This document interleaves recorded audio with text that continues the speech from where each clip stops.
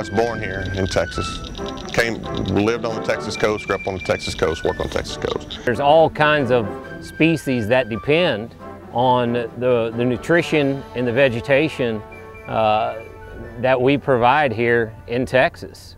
We winter so many birds down here that I can never promise anybody a limit. I can't ever even promise anybody a duck, but I can almost always promise them that they'll see a lot of waterfowl. And when I say a lot, I mean thousands. So I would love to show you in the wintertime where you would have a field like this that may have 10, 12, 15,000 pintails sitting on it with sprinkled teal and mallards and gadwalls and widgeon, whatever else. And of course, the great northern spoonbill does enjoy the same habitat.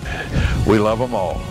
Well, where we're standing is part of the Upper Cheniere Plain of the Gulf Coast, and it's of extreme importance for wintering waterfowl. And what the community is faced with is a habitat deficit. There are thousands of acres that we lack every year to provide for our objectives for waterfowl. So currently and looking long term, what our objective is try to provide that level of habitat that they need. Research that's been done with Texas A&M in Kingsville, Bart Ballard, our very own Ty Anderson, currently a biologist for Ducks Unlimited in South Carolina. Their research showed that in this part of Texas, by the time the pintails spend their winter here and leave, there's a lot of things that don't look good for them. They have reduced body weights, lower survival rates. About every other pintail survives the winter down here. That is not good. You know, pintails really prefer shallow, sheet water kind of areas. Here on the Texas coast, most of those areas have disappeared. And the only place that really represents those kind of habitats currently are rice fields. The rice acreage has, declined so heavily here in Texas from a high of 460,000 all the way down to a low of about 145,000 acres. There's just no more habitat out there. What happens to the pintails is what we can expect to happen to other migratory waterfowl. And if they're dropping off at such a rate, we need to be really concerned. We want to provide the resources for the waterfowl and the water birds of North America, and identifying what they need not only now, but what they may need in the future. Key things that really ducks need here on the Texas coast: water, food, refuge. If we have that over the landscape, ducks will continue to come to Texas, ducks will continue to be a tradition, and Ducks Unlimited can still have a presence here in Texas.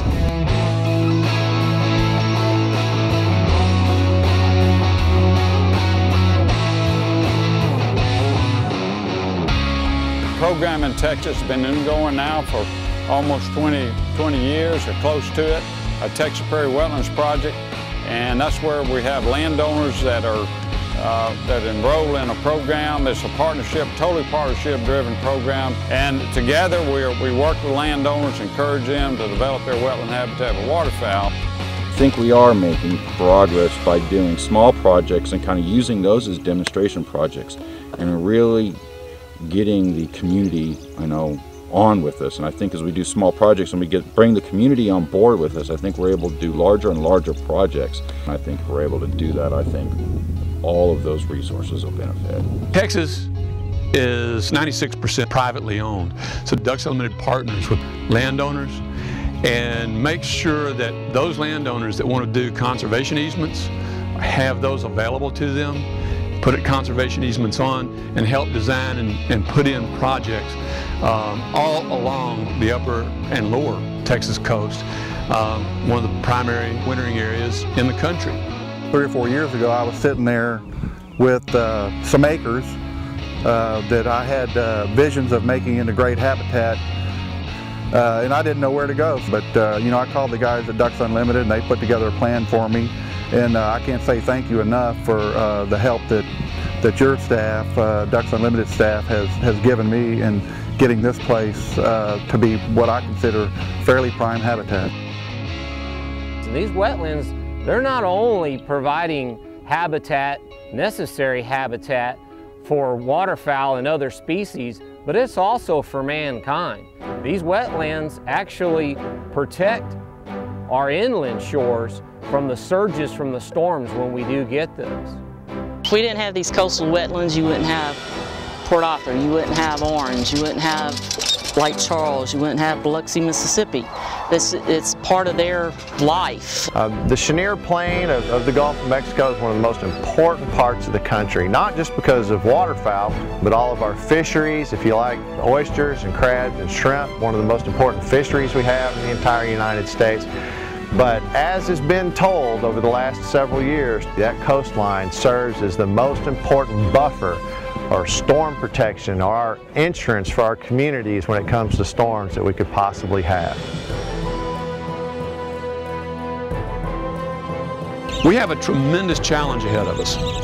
If we all, as volunteers, get behind the efforts of our conservation staff and our biologists, then I think that we can make a tremendous difference and reverse the loss that we're seeing day in and day out. It's not always going to be here. Things change, and we have to be aware of those changes.